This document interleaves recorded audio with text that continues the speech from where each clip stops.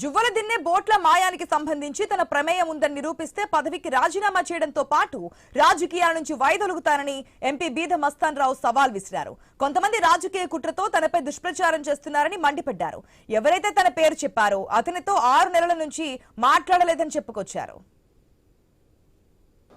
కారైకల్ పాండిచ్చేరి స్టేట్కి సంబంధించిన బోట్ల విషయంలో రకరకాల వదంతులు రావడం, అందులో నా పేరు కూడా బయటకు తీసుకొచ్చి నేనేదో ఆ బోట్ల విషయంలో విడుదల కోసంగా నేను చేసినట్టుగా నా మీద అభియోగాలు, అదేవిధంగా నిరాధారమైనటువంటి విషయాలని నా పేరు ఇప్పుడు మొట్టమొదటిగా మత్స్యకారుల కుటుంబాలకి నాకు 40 సంవత్సరాలు పైబడి అవినాభావ సంబంధం ఉంది. ఎందుకంటే గ్రామాల్లో చిచ్చు పెడితే ఏ విధంగా ఉంటుంది అనేది మా తల్లిదండ్రుల కాలం నుంచి చూస్తా ఉన్నాం.